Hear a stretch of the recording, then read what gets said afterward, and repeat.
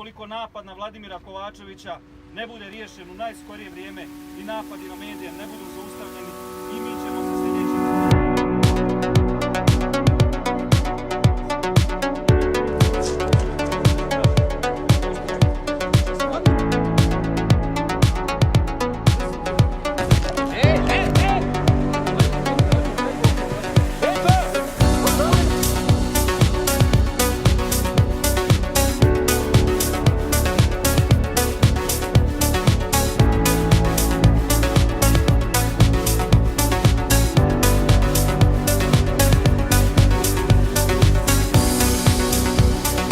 Freedom of the media in the Western Balkans seems to be deteriorating in parallel with the EU accession process. Would you agree? I'm not quite sure it's kind of constantly deteriorating. I think it's been sort of quite bad for a number of years, but I think some countries go up and then some countries go down. The Freedom House Media Freedom Index is actually quite interesting. If you look at the Western Balkan countries, they're all kind of more or less in the sort of same group, somewhere around the middle. For example, Albania is the worst, I think, at 51.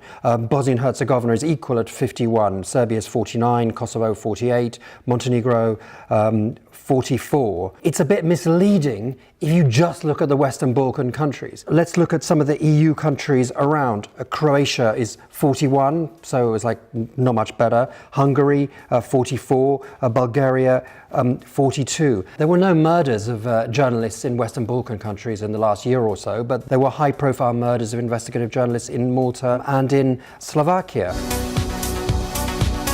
Has this issue been addressed in the European Commission's Western Balkan strategy? I think that the Commissioner, Johannes Hahn, is very well aware of the problems of the media. The last 2 years they've organised quite high-profile so-called media days conferences with journalists from the whole of the region. They are quite defensive because often they're accused of not doing anything, so they produce leaflets like this which show you all the stuff that they're doing, that they're giving millions for, well, let's say, support to public service media, 1.5 million euros, reinforcing judicial expertise, 2.5 million. But I think that there are two issues here. One is so-called stabilitocracy. This is how the rest of Europe and how Western countries in general see Western Balkan countries and treat them.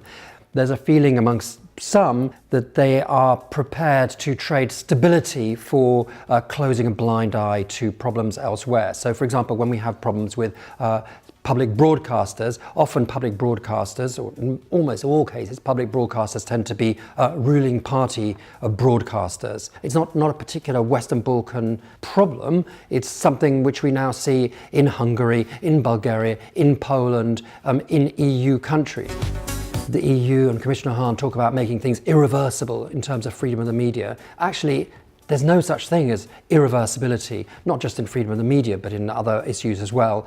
For example, state interference in the judiciary. All these circumstances led to the situation that people basically stopped trusting the media. How could we reverse this process? I think it's a question of trusting the political life, the polity of your country in general. Can people trust the judiciary in these countries? Probably, if you made statistics about do you trust the media, do you trust the judiciary, you'd probably find trust or distrust were probably in the same ranks. I don't know, I'm guessing. What could be the cure for this problem?